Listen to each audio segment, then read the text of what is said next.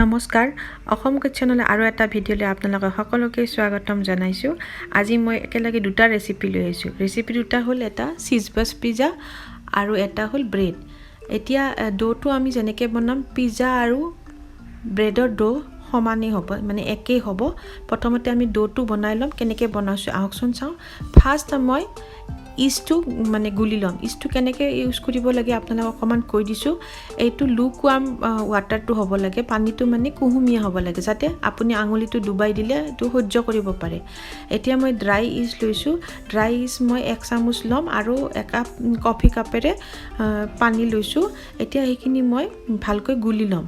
ইয়াতে মই 1 চামুচ চেনিও দিছোঁ, ভালকৈ মিলাই ল'লোঁ। এতিয়া ইষ্টটো কেনেকৈ ৰাখিব লাগে আপোনালোকে ভালকৈ পেকিং কৰি ৰাখি আপোনালোকে ফ্ৰিজত ৰাখি থ'ব। ইষ্টখিনি যেতিয়া গুলা হ'ল, এতিয়া মই এখন ঢাকোনেৰে 15 মিনিটছৰ কাৰণে ৰাখি থৈ দিম। এটা বাতিত 2 কাপ ময়দা লৈছোঁ, অকণমান নিমখ লৈছোঁ, লৈ আৰু 2 চামুচ মই ৰিফাইন অইল লৈছোঁ। আপোনালোকে ৰিফাইন অইলৰ ঠাইত বাটাৰো ল'ব পাৰে। এইখিনি ভালকৈ এতিয়া মই মিক্স কৰি ল'ম হাতেৰে, আপোনালোকে স্পুনো ইউজ কৰিব পাৰে।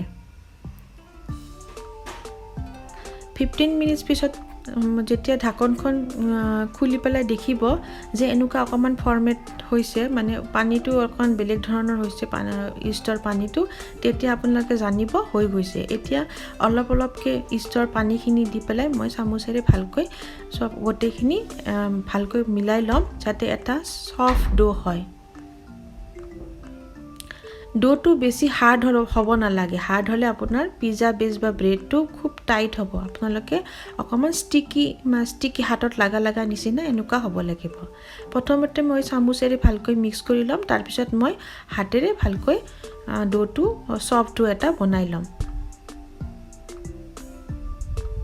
মই এইখিনি 2 কাপ ময়দাত মোৰ 1 কাপ কফি কাপেৰে যিটো ইষ্টৰ পানী আছিল গোটেইখিনি মোৰ ইউজ হৈছে। আপোনালোকৰ যদি পানী কম যেন লাগে আপোনালোকে অকণমান আকৌ কুহুমীয়া গৰম পানী ইউজ কৰিব পাৰিব। এতিয়া মই হাতেৰে অকণমান ভালকৈ মিলাই ল'ম।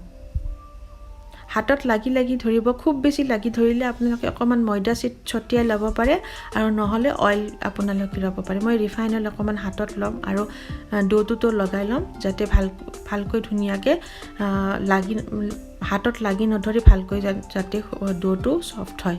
এতিয়া মই যিটো বাতিত ৰাখিম তাতেও 1 চামুচ মই ৰিফাইন অইল দিছোঁ, আৰু ডোটো মই এতিয়া মিনিমাম 3 ঘণ্টাৰ কাৰণে ৰাখিব লাগিব। আপোনালোকৰ ৱেডাৰ হিচাপে এইটো বেলেগ হ'ব। যদি ঠাণ্ডা হয় তেতিয়াহ'লে আপোনালোকে 5 ঘণ্টাও ৰাখিব লাগিব পাৰে, আৰু যদি অকণমান গৰম ৱেডাৰ হয় তেতিয়া সোনকালে হৈ যাব পাৰিব। তেতিয়া মই 3 ঘণ্টা পিছত মই অলপ গৰম জেগাত ৰাখিছিলোঁ মাইক্ৰ'ৱেভেনৰ ভিতৰত। এতিয়া অকণমান ডোটো ডাবল হৈ গৈছে আৰু খুব চফ্ট হৈছে। এতিয়া মই আকৌ অলপমান তেল দি পেলাই ভালকৈ মাৰি ল'ম ডোটো, যাতে আৰু বেছি চফ্ট হয়।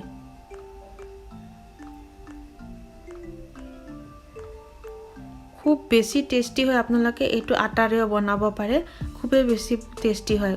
কোনো পিজ্জা হাট বা ডমিন'জত সমানে আকৌ টেষ্ট পাব আপোনালোকে। এতিয়া ডোটো মই 2টা ভাগত ভাগ কৰিম, কাৰণ ইয়াৰ পৰা এই ডোটোৰ পৰা মই চিজ ব্ৰাষ্ট পিজ্জা এটা বনাম আৰু এটা সৰু ব্ৰেড বনাম। এতিয়া ব্ৰেডৰ কাৰণে টিনটো মই অকণমান তেলেৰে ভালকৈ সানি ল'ম আৰু তাৰ ওপৰত অকণমান ময়দা ছটিয়াই ল'ম। আপোনালোকে ময়দাৰ ঠাইত অকণমান চুজি ছটিয়াই ল'ব পাৰিব। এতিয়া ব্ৰেডৰ ডোখিনি অকণমান ৰাখি দিছোঁ আৰু অলপমান পিজ্জা ডো কাৰণে বচাই ৰাখিছোঁ। ব্ৰেডৰ ডোৰ কাৰণে আমি ব্ৰেডৰ টিনটোৰ আকাৰৰ সমান আমি চাইজ কৰি ল'ম আৰু তাতে বহাই দিম, আৰু হাতেৰে ধুনীয়াকৈ মিলাই পেলাই দিম। বেছি জোৰে প্ৰেছ নকৰিব, লাইট হেণ্ডেৰে প্ৰেছ কৰি পেলাই এইখিনি আকৌ মই 3 ঘণ্টাৰ কাৰণে অলপ গৰম জেগাত কিচেন টাৱেলেৰে ঢাকি ৰাখি থৈ দিম। আহকচোন এতিয়া পিজ্জাৰ কাৰণে মই বেছটো বনাওঁ। অকণমান ময়দা ছটিয়াই লৈছোঁ আৰু পিজ্জা বেছটোৰ কাৰণে 2টা ভাগ ল'ম। এটা অকমান সৰু ভাগ এটা এখন ডাঙৰ ভাগ যেহেতু আমি চিজ ব্ৰাষ্ট পিজ্জা বনাই আছো তলৰ যেটো ভাগ হ'ব ফাৰ্স্ট লেয়াৰটো হেতু লেয়াৰ মই অকমান সৰু ৰুটি নিচিনা বনাম সৰু মানে খুব পাতলকে ৰুটি নিচিনা বনাম আৰু বাকি ওপৰৰ বেছটো অকমান ডাঙৰকে বনাম মানে মোটাকে বনাম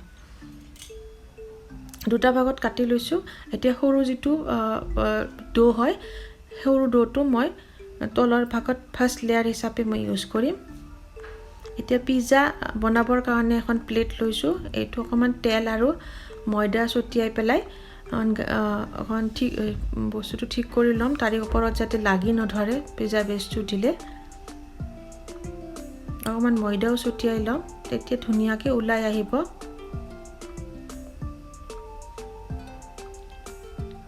এতিয়া পাতলকে ৰুটিখন বেলি লম যেটো সৰু ভাগ আছিল তাৰ পৰা আমি পাতলকৈ এখন ৰুটি বনাই লৈছো আৰু তাৰ ওপৰত প্লেস কৰি দিছো এতিয়া ইয়াৰ ওপৰত যেহেতু চিজ ব্ৰাষ্ট পিজ্জা হয় ইয়াৰ ওপৰত মই স্লাইস চিজ দিছো ভালকৈ আপোনালোকে মজেৰেলা চিজও দিব পাৰে কিন্তু মজেৰেলা চিজতকে স্লাইস চিজ বা প্ৰসেস চিজ বিলাক বেছি টেস্টি হয় মজেৰেলা চিজটো কেৱল আপোনাৰ যেটো টানি দিলে খুটা নিচিনা ওলাই লেয়াৰ টাইপ হেতুহে কৰে কিন্তু টেস্ট হিচাপে প্ৰসেস চিজটো বেছি টেস্টি হয় আপোনালোকে ঘৰত যেটো अवेलेबल থাকে হেতু ইউজ কৰিম মই দুটাই আজি ইউজ কৰিম মজেৰেলা আৰু স্লাইস চিজ দুটাই ইউজ কৰিম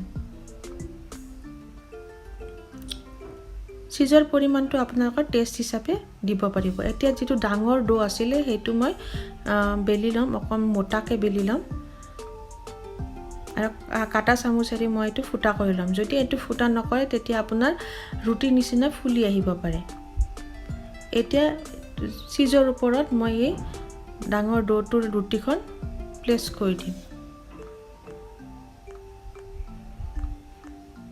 আৰু প্লিজ পিজ্জা প্লেটখনৰ সমানকে মই এটো ঠিক কৰি লম ইয়াৰ ওপৰত এতিয়া টপিংছ আপোনালোকৰ নিজৰ হিচাপে দি দিব মই যেহেতু পনীৰ পিজ্জা বনাম পনীৰ লৈছো বিলাহী লৈছো ক্যাপসিকাম লৈছো পিয়াজ লৈছো চিলি ফ্লেক্স আৰু মিক্স হাৰ্ব এটা লৈছো আপোনালোকে পিজ্জা যেটো ফ্লেক্স বা হেতু ল'ব পাৰে আৰু হট এন্ড সুইট মই মেগি সসটো লৈছো কাৰণ মোৰ তাত পিজ্জা সস নাছিল আপোনালোকে থাকিলে পিজ্জা সস দিব এতিয়া চিজ মজেৰেলা চিজ বাকি সবখিনি দি দিলো আৰু 180 ডিগ্ৰীত 20 মিনিটৰ কাৰণে বেক কৰিলো পিজ্জা ৰেডি হৈ গল আৰু খুবেই টেস্টি হয় খাবলৈ আপোনালোকে বনাব আৰু মোৰ লগত শেয়াৰ কৰিব এতিয়া আমি ব্ৰেডটো 4 ঘণ্টাৰ পিছত মই খুলিলো ব্ৰেডটো খুব ধুনিয়াকে ফুলিছে আৰু 20 মিনিটৰ কাৰণে বেক কৰিছো আপোনালোকে কেনে পালে জনাব ভিডিও ধন্যবাদ